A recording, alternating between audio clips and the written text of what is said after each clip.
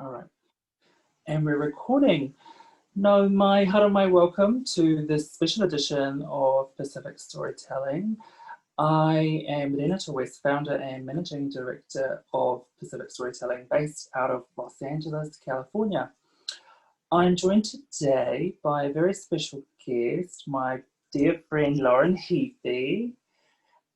Loren comes to us from the metropolis of Christchurch in the South Island of New Zealand, where she is the General Manager of Destination and Activity. Welcome, Loren. Kia ora. Loren and I have quite a history. We both served on the board of the Young Tourism Export Council of New Zealand. Loren was the chair, and I played the role of secretary. I don't know how long ago that was now. Just last year. We'll just pretend it was recently. Last year.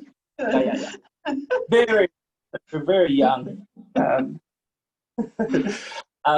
then I've really enjoyed watching your career, where you've gone, and it's great to see you in that beautiful city of Christchurch. And the reason, Loren, why I was really interested in talking to you is that I read your opinion piece where tourism can support Māori women, which was an opinion piece which actually was seen in a number of different publications, and we'll post the link to that as well. But the piece talks about the increasing divide and the disparity in employment in particular with women, and more specifically with Māori and Indigenous women. So that piece really resonated with me on a personal level, and I thought it would resonate for my audience as well. So Loren, what motivated you to write that piece? I think I've always had an awareness of the divide between Māori and between women, and kind of higher levels of employment and the gender pay gap, and generally speaking, I'm a bit of a feminist and like to fight for what's right. But mostly for me, it was when I saw the data, and it doesn't lie, and it tells a really devastating story of the impact of COVID-19 on our economy in New Zealand. And I think New Zealand is a good example of what's happening globally with women, with Indigenous people, with the disparity and the polarisation between socioeconomic groups of Indigenous people and Pākehā, or more privileged groups. And what COVID-19 has highlighted is that a lot of these sectors that are primarily worked in by women or Indigenous people have been decimated. And so what the data showed in New Zealand is that 11,000 women lost their jobs as a direct result of COVID-19. Of them, 4,000 were Māori women, and at the same time, 1,500 more men were employed. So,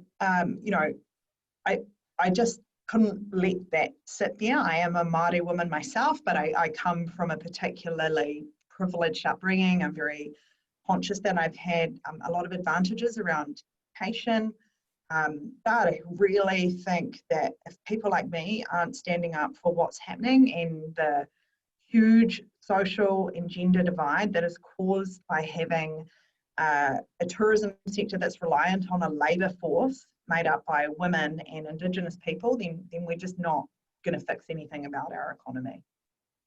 Yeah, I totally agree. And I think you touch on it quite well, is that a lot of the jobs that have been particularly hardest hit by COVID are those in the service part of our industry. And they are the backbone of what we do. Without those people delivering the products and services, we don't have a tourism industry. And it's quite interesting how when things get tough, they're the first ones to take the hit as well. And so I think what you're doing is really important to highlight that disparity and Also in your article, you talk about that there is in New Zealand a tourism futures task force that is looking at the future of tourism in New Zealand. For an international audience, can you explain a little bit about the role of the task force? I think for New Zealand, we're well known, Aotearoa, as a destination globally for tourists, and certainly our manaakitanga, our welcoming hospitality is well known around the world. But increasingly, as we became more and more popular, we had a number of issues that came with over tourism in certain areas, a conscious carefulness around sustainability, carbon impact, what is the impact of social license on our communities. And so COVID-19, while devastating to the tourism industry, has allowed New Zealand to sit back and think, where to next for our destination? And so the Tourism Futures Task Force is an advisory group to support our government in working through what the future of tourism looks like.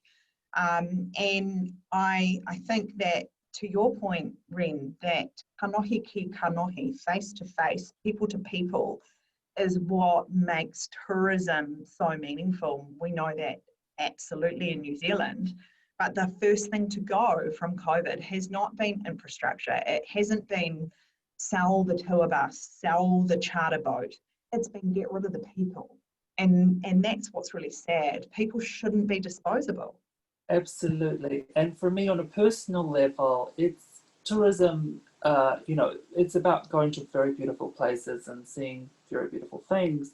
But what resonates the most, at least from my professional experience, is the interaction with people. And we're telling a story. We're telling a story of who we are as people, but we're also telling the story of our country and who we are today as well. And that's why I think it's very important that we highlight this particular issue. So I will put my hand up and come behind you and say, absolutely, I agree that the Tourism Futures Task Force should be looking for specific outcomes in relation to women and in relation to our tangata whenua, our Indigenous people of New Zealand as well. I'm totally in agreement with that as well. One thing, we talk about the coalface of tourism being the service people and the service industry, but some of the higher paid jobs, the managerial roles in some of our tourism establishments, I'm putting you on the spot here, but have we seen as much of an impact in terms of unemployment in those types of roles? And why I'm asking is, do we have a role to play here, and are we responsible for helping to empower those people who may be working at the coalface today to move through the ranks up into those roles of management and responsibility? And that's a little bit of a plug to the program that we were involved with the Young Tourism Export Council as well. Yeah, absolutely. I think people pathways is so important, and human capital development, but also understanding our own bias. So I don't know the numbers, but anecdotally, I could say that there aren't nearly as many women in high-up roles in tourism as there are men. Certainly, I feel that I'm unusual within my peers to be a very senior leader as a woman, particularly as a Māori woman, and I can probably name the Māori women on one hand that I know that are in senior management roles in the industry. And so I think that there is a conversation to be had around gender leadership in our industry, particularly because at the lower level it is so heavily represented by women and by Māori and by Pacifica people and by migrants as well. We've pulled a lot of migrants in to support our service sector, and suddenly we can't support them. So we need our companies in tourism to look at developing their people, and they need to identify that in New Zealand. And when you look at places like Europe, tourism and hospitality is seen as a really valid career option, but in New Zealand it's not. It's seen as kind of low pay, low value, low productivity, and so we need to shift the perception of the industry as a high value career option, and also provide great education pathways. And to your point, Ren, that's exactly why we established Young Tech. That's why we set up our own professional development program, because we felt that in the industry it was lacking. And I would really love to see our big organisations in New Zealand get behind professional development programs for tourism.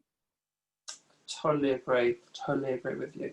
And you know, from a North American perspective, I've been lucky enough to frequent some of the, you know, luxury trade conventions here, and the stars of the show are always, you know, the French and the Italian hoteliers. They're very slick, they're very smooth, and they're very professional at what they do.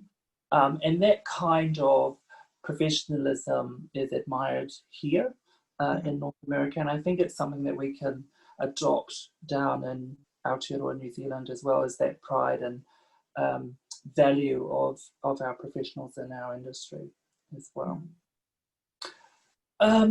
Loren, it's been really good to talk to you.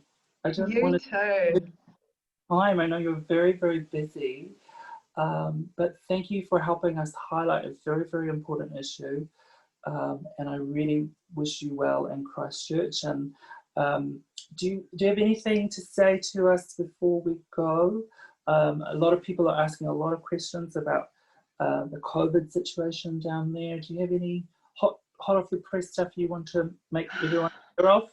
No hot off the press news, but I think you know, we miss visitors as much as anyone does. New Zealand has been widely touted for the way that COVID has been handled, and we feel very fortunate, but we are an island nation at the bottom of the world, and so to us, we are voyagers, and we're ready to welcome visitors and to get offshore as well. So stick with us, and we hope we can welcome you all again soon. But also I just wanted to tautaku yourself, Ren, because you're doing some amazing work. I think telling the stories of Pacifica people is so wonderful, and particularly in our industry, and it's just incredible work that you're doing, Kare. So well done you. Thank you so much. All right, thank you everybody, and we'll see you online soon. Bye. Okay, I think we've stopped. There we go.